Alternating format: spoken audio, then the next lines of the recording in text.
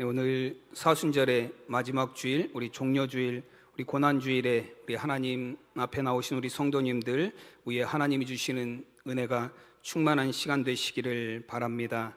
오늘은 저희가 마가복음 11장 1절에서 11절까지 말씀을 함께 봉독했습니다.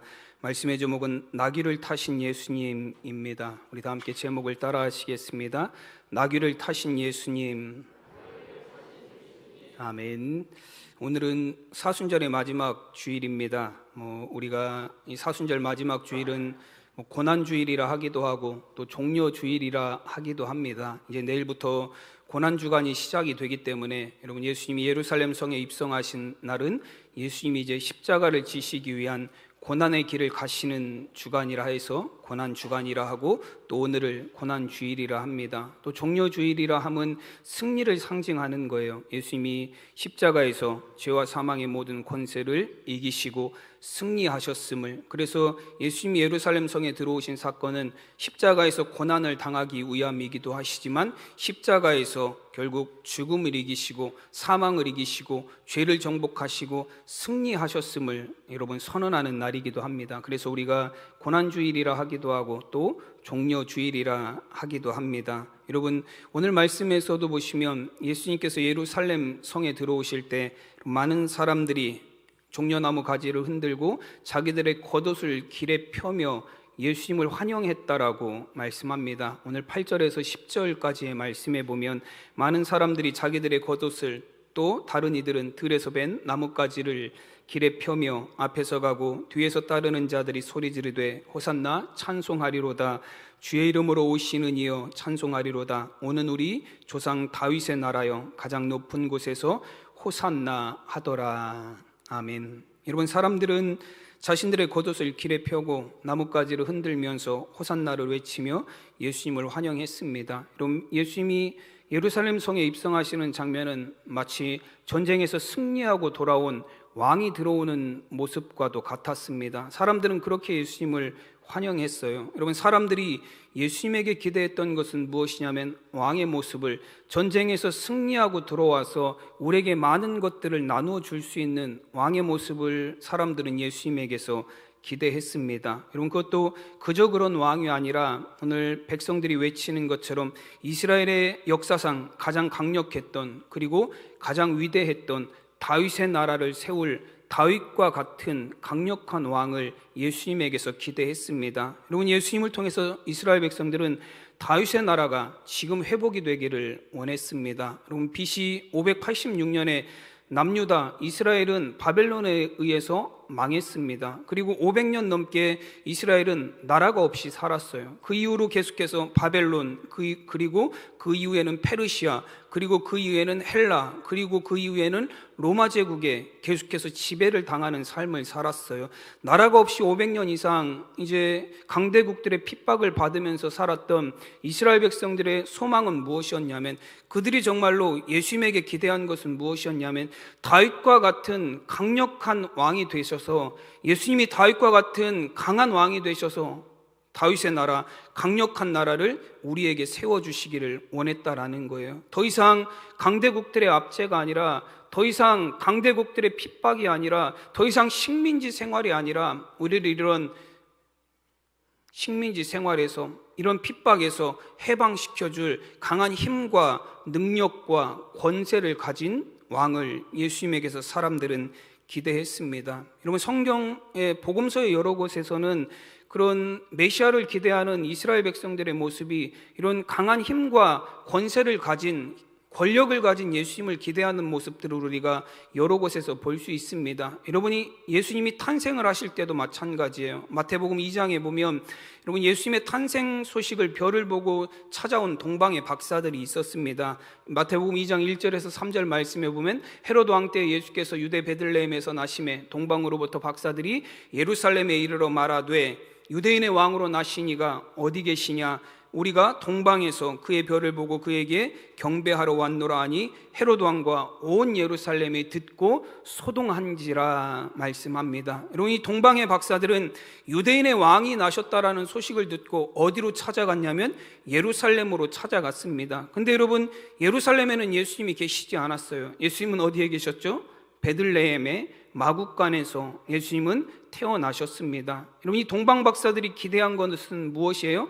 유대인의 왕이니 당연히 왕궁이 있는 예루살렘에서, 왕성에서 예수님이 탄생하셨을 거라고 생각한 거예요. 근데 여러분, 이 동방 박사들의 기대와는 다르게 예수님은 베들레헴에서 마구간의 말구유에서 예수님은 탄생하셨고 그 몸을 누이셨습니다. 요한복음에 보면 예수님이 예루살렘 성에 입성하시는 오늘 이 마가복음 11장과 똑같은 본문의 말씀이 기록이 되어 있어요. 근데 거기에서는 어떤 말씀을 하냐면, 사람들이 예루살렘 성에 예수님이 들어오실 때 모여든 이유가 예수님만 보려고 온 게 아니다라고 말합니다. 죽은 나사로를 보기 위해서 사람들이 모여들었다라고 말씀하세요. 요한복음 12장 9절에 보시면 유대인의 큰 무리가 예수께서 여기 계신 줄을 알고 오니 이는 예수만 보기 위함이 아니요 죽은 자 가운데서 살리신 나사로도 보려 함이로라 말씀합니다. 여러분, 사람들이 예수님이 오신다라는 소식을 듣고 막 모여든 이유가 뭐예요? 예수님을 보기 위함도 있지만 그보다 더 큰 이유는 예수님이 죽은 자 가운데서 살리신 나사로와 함께 온다라는 소식을 들은 거예요. 그래서 정말로 예수님이 그런 큰 능력을 행하셨는지, 정말로 예수님으로 인해서 죽은 자가 살아났는지 그 나사로를 만나보려고 사람들이 모여들었다라는 것을 의미합니다. 여러분, 많은 사람들이 예수님에게서 기대한 것은 무엇이죠? 예수님에게서 확인하고 싶었던 것은 무엇이에요? 정말로 큰 힘과 권세와 능력을 가지고 오신 그 예수님을 기대했고 그 예수님의 능력을 확인하고 싶어 했습니다.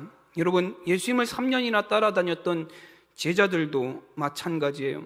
예수님에게서 제자들이 기대한 것은 무엇이냐면 세상 나라의 권세와 세상 나라의 권력이었습니다. 여러분, 야고보와 요한은 그래서 예수님에게 어떤 부탁을 하냐면, 예수님, 우리 형제 중 둘 중에 하나는 예수님의 좌편에 앉게 하시고 둘 중에 하나는 예수님의 우편에 앉게 해 주십시오. 예수님의 나라가 이 땅에 오는 그날에 예수님이 세상의 왕이 되시면 우리가 예수님의 좌우에 서는 사람들이 되기를 원합니다라는 거예요. 어떤 말이죠?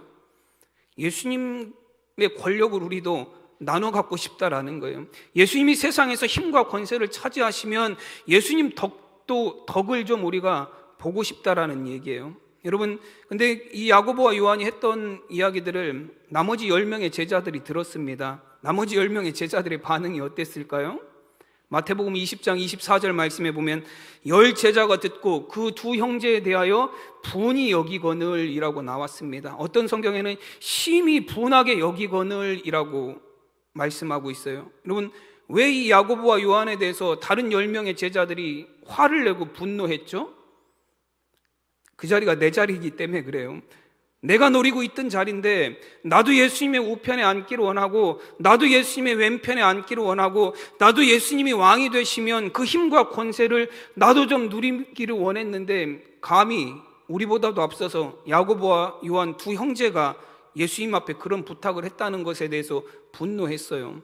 나와 똑같은 자리를 노리고 있다니, 내 자리를 저 사람들이 차지하려고 하고 있다니, 이런 그것에 대해서 나머지 제자들이 분노했습니다. 여러분, 성경에 나타난, 복음서에 나타난 예수님이 오심을 기대하는 사람들이 예수님에게서 바라봤던 것은 무엇이냐면 예수님이 큰 힘과 권세와 능력을 가지고 오셔서 세상에서 왕이 되시는 것, 그것이 사람들이 기대했었던 예수님에 대한 모습이에요.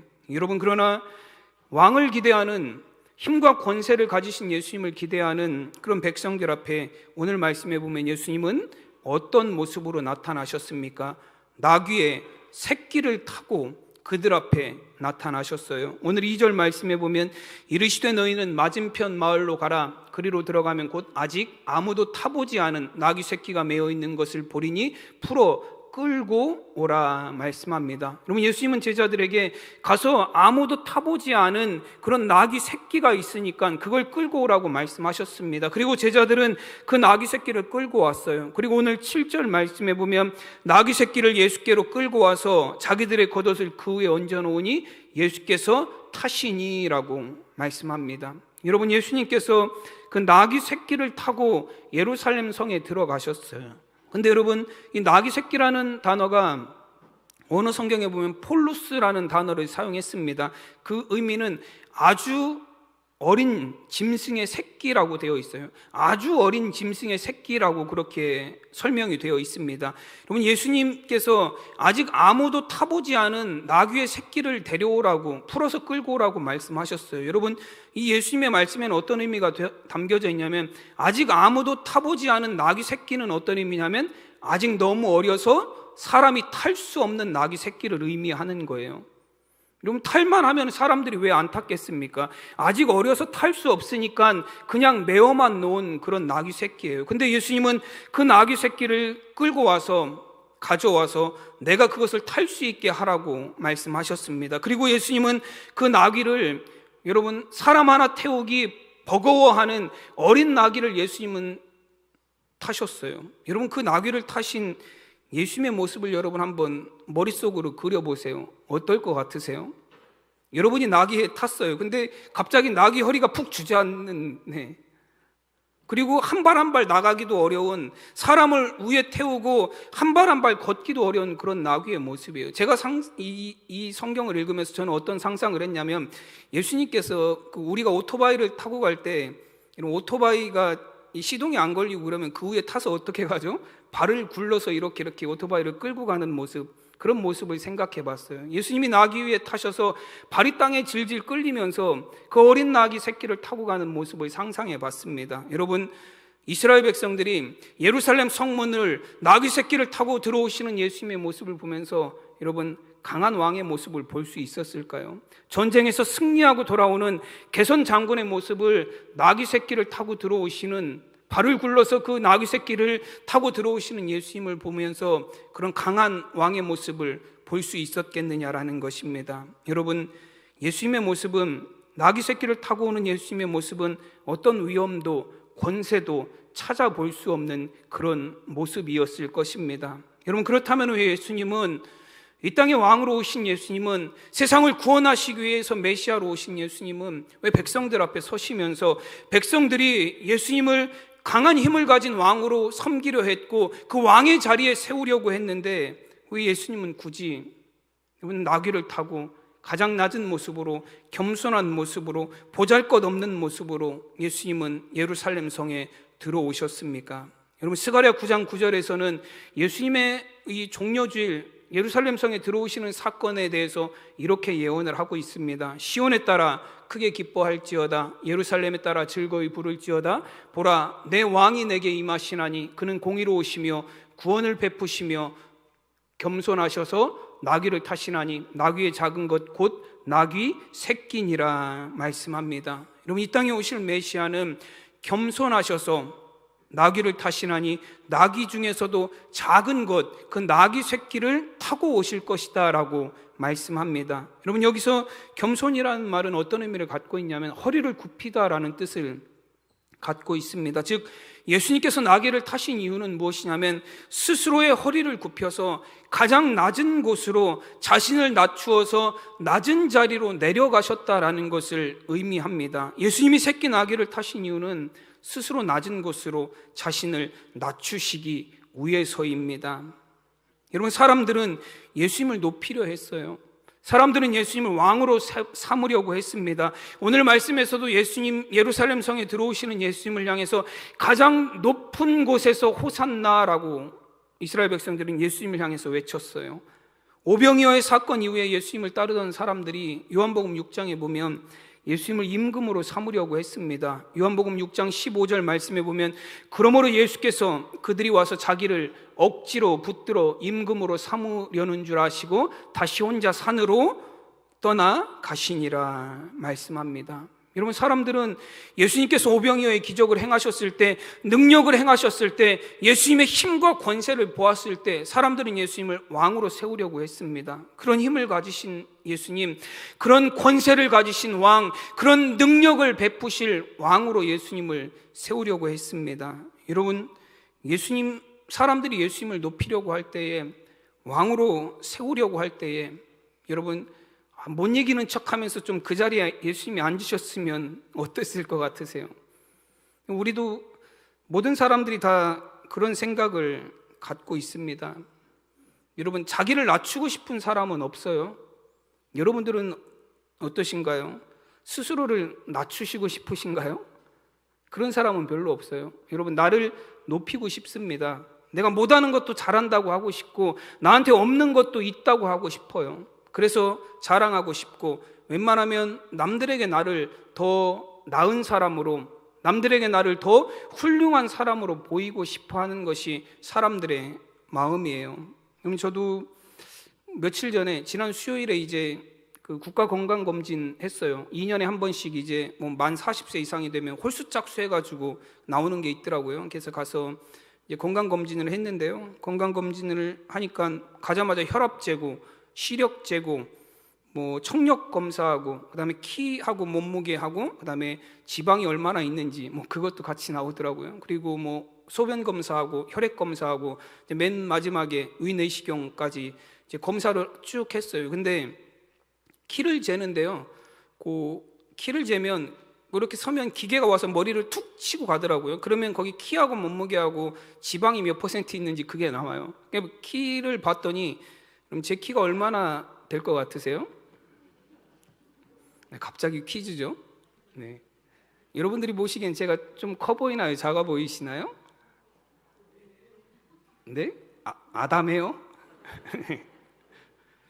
제 키가 이번에 쟀더니요 167.3이 나왔어요. 네. 감탄하시는 거는 생각보다 커서 그런가요? 아니 생각보다 작아서 그런가요? 네, 생각보다 작아서 그러셨죠? 네. 우리 장로님이 생각보다 크시대요. 이게 저를 그렇게 작게 보시는 분들은 별로 없었어요. 이게 생각보다 저를 좀 크게 보시더라고요. 왜냐하면 몸이 좀 호리호리하기도 하고, 그리고 저도 이제 좀 커 보이기를 원해요. 이왕이면 네, 제가 이제 20살 때 학교를 딱 들어갔더니 그때 그 TV 드라마에서 가장 유행했던 게 뭐냐면 마지막 승부예요. 제 또래 되시는 분들은 아실 것 같아요. 농구하는 거예요. 그 잘생긴 뭐 장동건, 송지창 뭐 그런 분들이 나와서 농구하는 프로그램이었는데요. 그 드라마가 정말로 인기가 있었습니다. 그래서 그런지 몰라도 그 당시 여학생들에게 이상형을 꼽으라고 하면 키는 무조건 180 이상이에요. 근데 저는 근처도 못 가죠. 그래서 저는 인기가 없었어요. 대학교 다닐 때.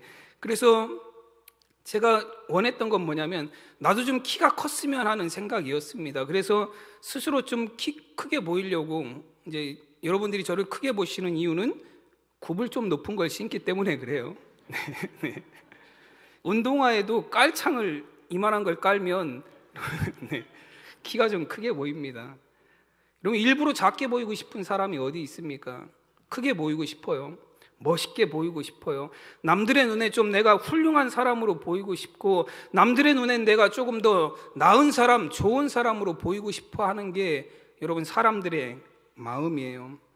여러분, 세상에서 왕이 되려고 한다는 것, 여러분 나 스스로를 높은 곳에 두어야 되는 것이 세상에서 왕이 되려고 하는 사람의 모습입니다. 세상에서 인정받는 존재가 되려면 높은 자리에 올라가야 돼요. 여러분, 세상 사람들을 굽어 볼 수 있는 그런 자리에 올라가야 인정받을 수 있고 왕이 될 수 있습니다. 여러분, 그런데 예수님은 오히려 저 자신을 낮추셨어요. 이사야 선지자는 이사야 53장에서 예수님에 대한 예언의 말씀에서 이 땅에 오실 메시아 예수님을 사람들이 어떻게 바라보느냐에 대해서 이렇게 말씀했습니다. 이사야 53장 2절에 보면 그는 주 앞에서 자라나기를 연한 순 같고 마른 땅에서 나온 뿌리 같아서 고운 모양도 없고 풍채도 없은즉 우리가 보기에 흠모할 만한 아름다운 것이 없도다 말씀합니다. 그리고 이 땅에 왕으로 오시는 예수님은 우리가 흠모할 만한 아름다운 것이 하나도 없는 모습으로 오셨다라고 이야기하십니다. 공동번역 성경에서는 이걸 어떻게 번역을 했냐면 볼만한 게 하나도 없다라고 번역을 해놨어요. 여러분, 사람에 대한 평가 중에 최악의 평가가 뭘까요? 저 사람은 볼 게 없어. 볼 게 하나도 없어. 여러분, 누군가가 여러분들을 향해서 그렇게 얘기한다 해보세요. 저 사람은 정말로 볼 게 하나도 없어. 얼마나 최악의 평가입니까? 그나마 봐줄만 해라는 건 어떻죠? 뭔가 좀 그래도 좀 부족하지만 그래도 뭔가 좀 쓸모가 있을 것 같다라는 말이에요. 근데 볼만한 게 하나도 없다라는 평가는 여러분, 이 땅에 오신 예수님을 사람들이 보면서 예수님의 모습을 보면서 정말로 볼만한 게 하나도 없다라고 평가할 그런 모습으로, 그런 낮고 천한 모습으로 예수님이 오셨다라는 것입니다. 여러분, 예수님이 새끼 나귀를 타셨다라는 것은 자신을 가장 낮은 곳으로, 정말로 세상 사람들이 보기에 미련하고 어리석어 보이는 볼만한 것이 하나도 없는 십자가의 자리에까지 자신을 낮추셨다라는 거예요. 더 이상 내려갈 수 없는 가장 낮은 곳에 예수님이 내려가셨다라는 것을 의미합니다. 여러분, 왜 예수님은 사람들이 예수님을 높이려고 하였고, 여러분, 사람들이 예수님을 힘과 권세를 가진 왕으로 기대하였는데 왜 예수님은 사람들의 기대에 부응하지 않으시고, 그들이 예수님을 높이려 할 때 왜 높은 자리에 앉으시지 아니하시고, 왜 예수님은 가장 낮은 곳에, 왜 가장 낮은 십자가의 자리에 내려가셨습니까? 여러분, 사람들은 예수님을 세상의 왕으로, 여러분, 세상의 권세와 힘을 가진 왕으로 기대했지만 예수님이 이 세상에 오신 이유는 세상의 왕이 되기 위해서 오신 것이 아니기 때문에 그래요.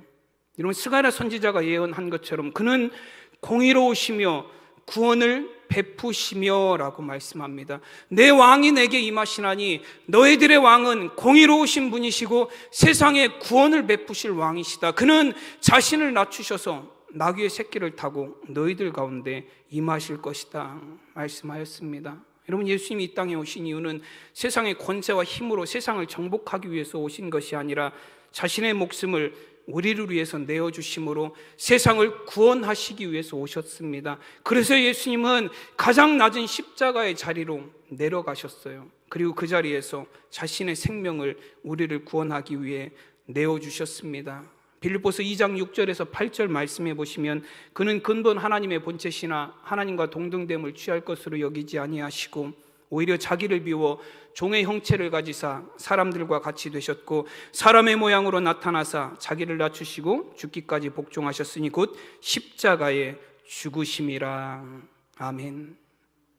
여러분, 하나님과 동등하신 예수님이 사람의 모양으로 오셨고, 여러분, 사람들 중에서도 가장 낮고 천한 자리인 십자가의 자리까지 내려가셔서 죽으셨습니다. 예수님은 십자가에서 우리의 모든 죄를 대신 지시고 죽으심으로 죄로 인하여 끊어졌던 하나님과 우리 사이의 모든 관계를 회복시켜 주셨습니다. 주님이 낮아지심으로, 주님이 죽으심으로, 주님이 십자가에 달리심으로 우리의 죄가 사함을 받았고 우리가 구원을 받았습니다. 왜 하나님의 아들이신 예수님이 그 높은 자리에서 가장 낮은 자리로 내려오셔서 왜 십자가의 자리에까지 내려오셔서 죽으셔야 했습니까? 우리를 구원하시기 위해서예요. 여러분, 세상에 어느 누구도 어떤 권세와 힘으로도 우리를 죄에서 구원할 수 있는 방법은 없습니다. 시편 33편 16절 말씀에 보면, 많은 군대로 구원 얻은 왕이 없으며 용사가 힘이 세어도 스스로를 구원하지 못하는도다 말씀합니다. 여러분, 사람들이 예수님에게 기대했던 건 힘과 권세로 자신들을 구원해 주시기를 기대했어요. 근데 여러분, 예수님은 힘과 권세의 자리, 세상의 왕의 자리가 아니라 가장 낮은 십자가의 자리로 내려가셨습니다. 왜냐하면 힘과 권세로는 우리를 죄에서 구원하실 수 없기 때문에 그래요. 우리의 죄를 그래서 대신 지시고 가장 낮은 자리인 십자가의 자리에서 죽으셨습니다. 여러분, 지난 3월 20일이 유엔이 정한 국제 행복의 날이에요. 여러분, 알고 계셨나요? 저도 뉴스 기사를 보다가 처음 알았어요. 이런 날도 있구나라는 걸 알았는데요. 이 국제 행복의 날이 되면 뭘 조사하냐면 전 세계 150개 나라를 대상으로 행복 점수를 조사합니다. 그래서 0점에서부터 10점까지 각 나라 150개 나라 그 국민들을 대상으로 조사하는 거예요. 그래서 순위를 매겨요. 우리나라는 150개 나라 중에서 몇 등 정도 했을 것 같으세요? 30위 얘기하시는 분 있고 50위 얘기하시는 분 있고 이리저리 얘기하시는 분들 계세요. 우리나라가 57위 나왔습니다. 150개 국가 중에 57위래요. 행복하다는 행복 점수가. 근데 여러분, 순위는 높은 것 같아요. 근데 순위보다 더 중요한 게 뭐냐면 점수예요. 여러분, 10점 만점 중에 우리나라가 몇 점 받았을까요? 사람들이 몇 점을 주었을까요? 행복하다는 그 행복 점수에 5.9점을 주었어요. 5.9점. 6점이 안 되죠. 이 5.9점이면 행복하다라고 그렇게 막 행복해하는 점수는 아니에요. 어떻게 보면 5점 이하로 내려가면 불행하다라고 생각하는 게 훨씬 더 큰 그런 기준이 되는 건데요. 간신히 우리나라 사람들이 행복이라는 그 커트라인 안에 행복한 것 같기도 하고 아닌 것 같기도 한 그런 커트라인에 놓여져 있어요. 그런데도 우리나라가 전 세계 150개 나라 중에 보면 높은 점수예요. 1위가 핀란드인데요. 핀란드가 몇 점이냐면 7.8이에요. 8점이 안 됩니다. 전 세계에서 가장 행복하다라는 나라도 여러분 한 8점 미만의 행복도를 느끼고 있어요. 여러분 우리나라가 전 세계 경제 순위로는 전 세계에서 10위입니다. 지금 딱 10위예요. 그 국내 총 생산량이 우리나라가 전 세계 나라들 중에서 10위예요. 굉장히 잘 사는 나라죠. 경제적으로 풍요로운 시대를 살아가고 있고요. 많은 사람들이 풍족한 것을 누리며 살아가는 이 시대를 살아가고 있습니다. 그런데도 행복하냐라고 물으면 사람들이 글쎄라고 대답을 해요. 행복한 것 같기도 하고 안 굶으니까 행복한 것 같기도 하고 다른 걸 보니까 그렇게 행복한 것 같지도 않고 여러분 그런 시대를 우리가 살아가고 있습니다. 여러분 이런 지표들이 우리에게 보여주는 것은 무엇이냐면 여러분 세상의 부와 명예와 권력과 힘으로는 우리가 참된 평안과 행복을 누릴 수 없다라는 거예요. 여러분 정말로 사람이 참 평안을 누리는 삶을 살아가고 여러분 참 행복의 삶을 살아가기 위해서 해결돼야 될 문제가 무엇이냐면 우리의 죄의 문제가 해결이 돼야 돼요. 우리 안에 있는 죄의 문제가 해결이 되지 않으면 우리는 아무리 많은 것을 누려도 불안한 삶을 살아갈 수밖에 없습니다. 우리는 아무리 풍족하게 살아도 우리의 삶은 두려움으로 가득한 삶이 될 수밖에 없어요.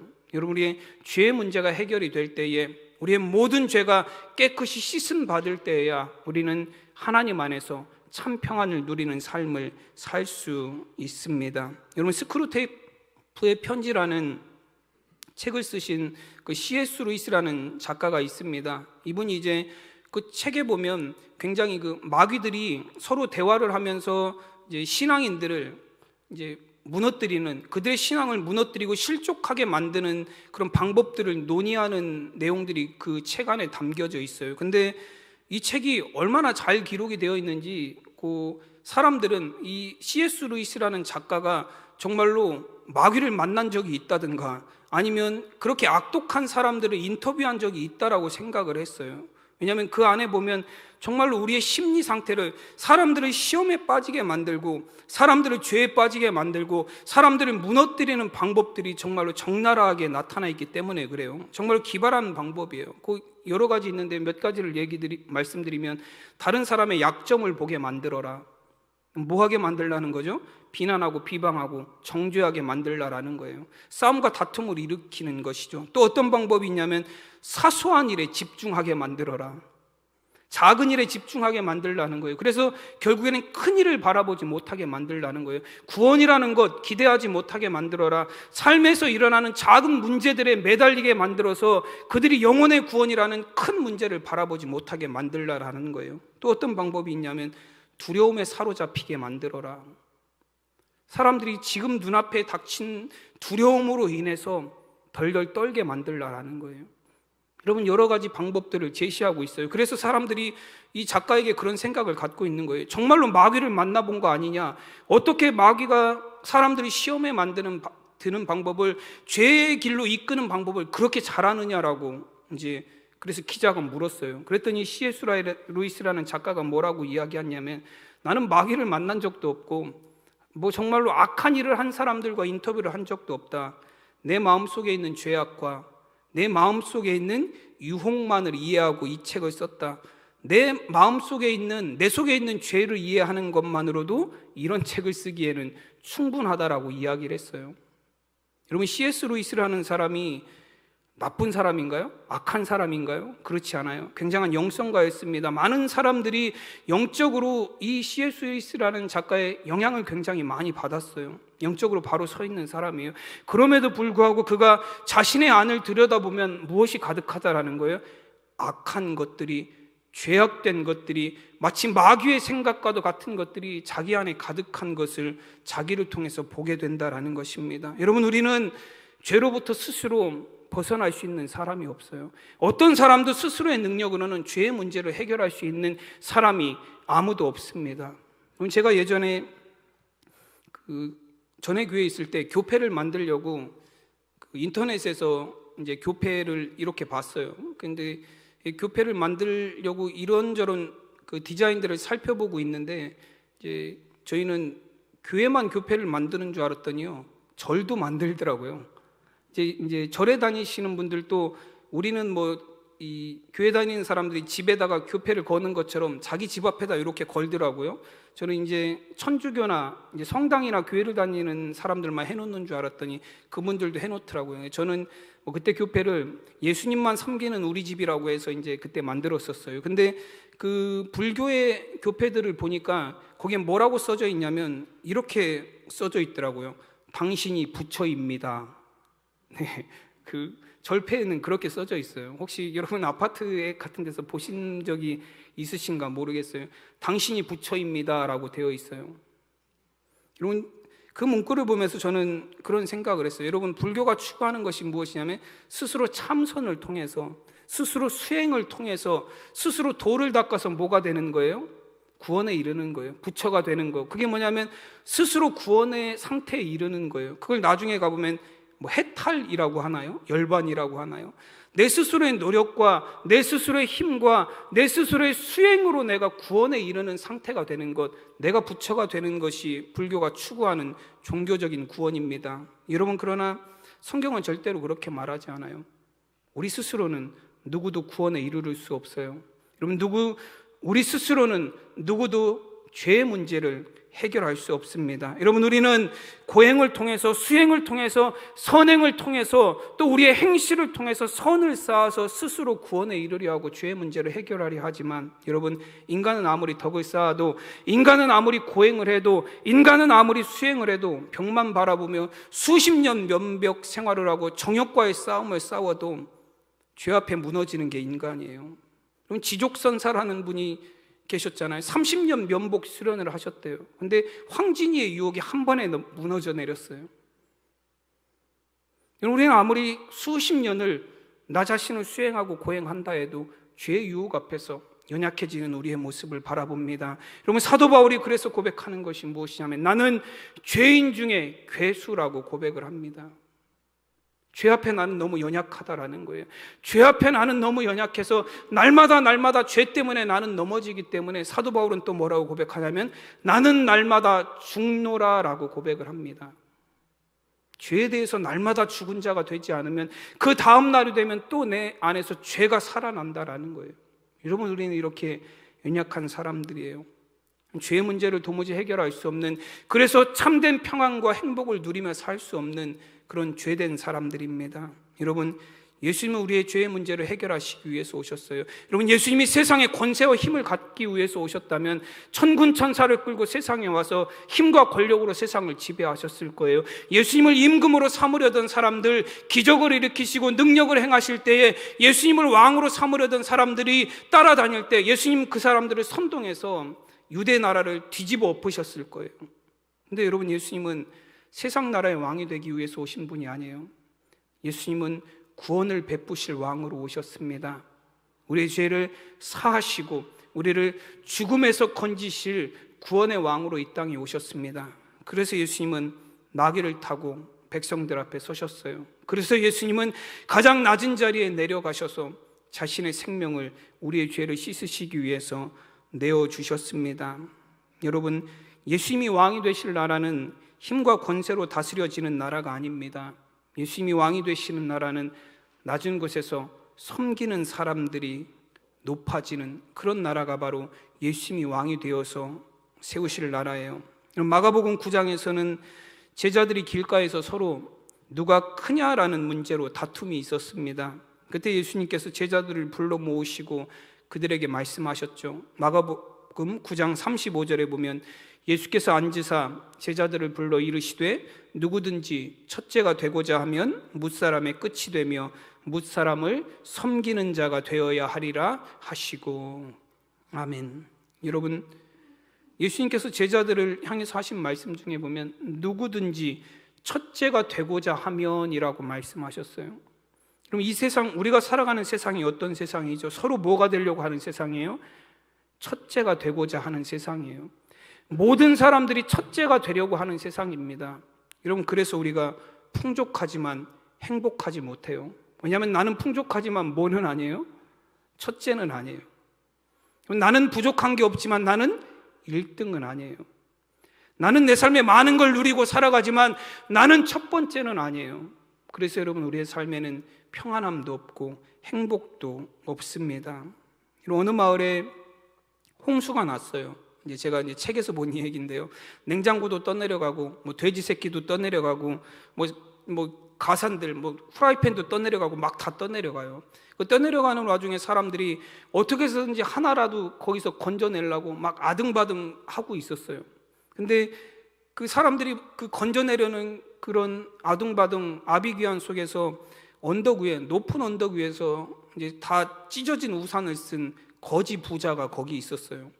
그걸 바라보면서 있었습니다. 아들이 아버지를 향해서, 거지 아들이 아버지를 향해서 이렇게 얘기를 해요. 아버지, 사람들은 저렇게 하나라도 건져내려고 아등바등 하는데 우리는 가진 게 없으니, 우리는 잃을 것도 없으니, 가진 게 없으니 잃을 게 없으니 얼마나 감사합니까? 그랬어요. 그랬더니 아버지가 아들을 향해서 뭐라고 얘기하냐면, 그게 다 애비를 잘 둔 덕이다. 네. 여러분, 낮은 자리에서는, 정말로 내가 아무것도 잃을 것이 없는 자리에서는 싸울 일이 없어요. 아등바등 할 일이 없습니다. 그래서 오히려 보면 가난할 때가 더 사이가 좋았던 것 같아요. 여러분들도 그렇지 않으신가요? 지금 풍족한 시대를 살아가지만 이런 아파트, 같은 아파트에 살아도 누가 사는지 몰라요. 그렇죠? 누가 죽어도 죽었는지도 모르는 그런 시대를 우리가 살아가고 있어요. 여러분, 그래서 어떤 목사님은 이런 얘기도 하시더라고요. 콩 반쪽은 나눠 먹어도 콩 한 말은 못 나눠 먹는다고. 어떤 의미를 갖고 있죠?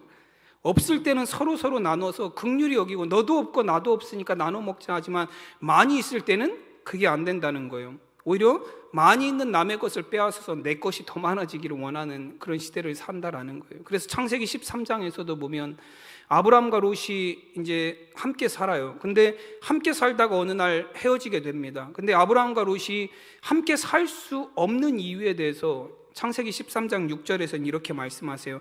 그 땅이 그들이 동거하기에 넉넉하지 못하였으니 이는 그들의 소유가 많아서 동거할 수 없었음이니라. 왜 그들이 함께 살 수 없다라고 말하죠? 소유가 많아서예요. 풍족해져서, 많아서, 너무 많아서 서로 나눌 수 없기 때문에 그래요. 여러분, 하나님의 나라는 첫째가 되려고 하는 사람들이 모이는 곳이 아닙니다. 섬기려 하는 사람들, 종이 되어서 낮은 곳에서 섬기는 사람들이 있는 나라. 그래서 모든 사람들이 주님 안에서 평화를 누리는 것, 그것이 하나님의 나라예요. 그리고 예수님께서 이 세상에 오셔서 이루실 예수님의 나라이기도 합니다. 예수님은 힘과 권세로 다스려지는 그런 세상이 아니라 예수님이 가장 낮은 곳에서 우리를 위해서 죽으심으로 우리의 죄를 사하시고, 그런 예수님처럼 낮은 곳에서 섬기며 살아가는, 낮은 곳에서 종이 되어서 평화를 이루어가는 사람들이 살아가는 그런 나라를 이 땅에 이루시려고 오셨습니다. 여러분, 예수님을 향해 여러분들이 가지신 기대는 무엇입니까? 예루살렘 성에 들어오시는 예수님을 보면서 큰 권세와 힘으로 가장 높은 곳에서 우리를 세워줄, 여러분, 세상 나라를 정복하고 예수님의 나라를 강한 힘으로 세우실 그런 예수님을 기대하고 계십니까? 아니면 낮은 곳에 오셔서 우리의 죄를 사하시고 우리의 모든 죄악을 멸하시고 하나님의 참 평안과 구원을 베푸실 그 예수님을 기대하고 계십니까? 여러분, 우리를 구원하기 위해 낮은 곳에 오신 예수님으로 인해 여러분, 정말로 예수님이 주시는 참 평안을 누리며 살아갈 수 있는, 우리의 삶 속에서도 낮은 곳에서 섬기고 사랑함으로 여러분, 예수님의 나라의 평화를 누리며 살아가는 우리 성도님들 되시기를 간절히 축원합니다. 기도하겠습니다. 하나님의 은혜와 사랑을 감사드립니다. 주님, 이 땅에 오셔서 가장 낮은 곳에서 십자가를 지시고 죽으심으로 말미암아 세상의 모든 죄를 대속하시고 아버지 하나님, 이 땅의 진정한 평화를 이루신 줄로 믿습니다. 힘과 권력과 권세로 이룰 수 없었던 이 세상의 평화를 주님이 가장 낮은 곳에서 이루셨습니다. 우리도 주님의 나라를 누리며 살아가는 성도들이 되기를 원합니다. 우리도 예수님처럼 낮은 곳에서 서로 섬기고 사랑하며 살게 하시고 정말로 이 땅에 하나님의 나라를 이루어가는 평화의 사람들이 되게 하여 주시옵소서. 감사하며 우리 주 예수 그리스도의 이름으로 기도드리옵나이다. 아멘.